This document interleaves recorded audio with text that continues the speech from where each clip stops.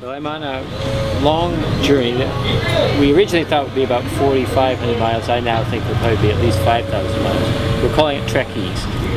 And the main group sponsoring it is the Wildlands Network, but other conservation groups are very much involved as well. And it is a conservation journey, so we're trying to reach out to other conservation groups, other conservationists, learn their stories, learn their issues, and I have a blog and I write about it in wildlandsnetwork.org is where all this stuff is running. But what I've done so far, with a lot of help from conservation colleagues, is I have I started in Key Largo, North Key Largo, in John Pennekamp Coral Reef State Park, because of course that's a very important coral reef. I think it's the largest protected coral reef in the United States, and one of the very few coral reefs in the contiguous states.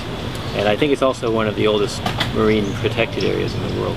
So I wanted to start there for reasons to show the importance of marine ecosystems as well as terrestrial ecosystems. Did some snorkeling and kayaking there with friends and colleagues, and then cycled over to Flamingo in Everglades National Park and began then a long canoe trip with some other conservation friends and colleagues on the Wilderness Waterway. We did some nice side trips, including the Nightmare and Wood River. So it was about a 115-mile journey. Wonderful, wonderful trip. We took about a week, took our time, had wonderful sightings of dolphins and manatees and crocodiles and alligators and hundreds of wading birds. It was just a great trip all around. The aim of, and partly there's several purposes of this trip. Obviously one is just it's a physical adventure, and I like physical adventure, and I enjoy exploring wild places, and I enjoy hiking and paddling and bicycling and all that. So that's certainly one big motivation, but really a bigger and more important reason for the trip is to try to help publicize the need to protect big wild areas and to reconnect them to one another.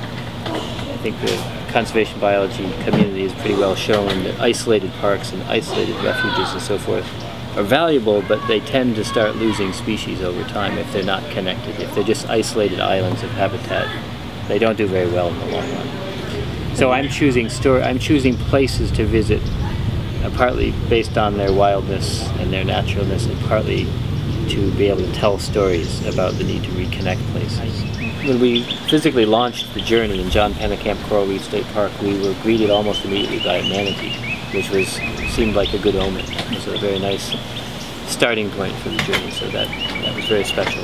We are hoping that the Wildlands Network website and my blog and my talks and just the awareness we're trying to build will actually inspire people to take actions to protect wild places and protect wildlife species. We really want not just to raise awareness, but actually inspire people to take actions. And there are lots of things people can do. They can join a land trust, or they can be conservation-minded land stewards if they own their own land.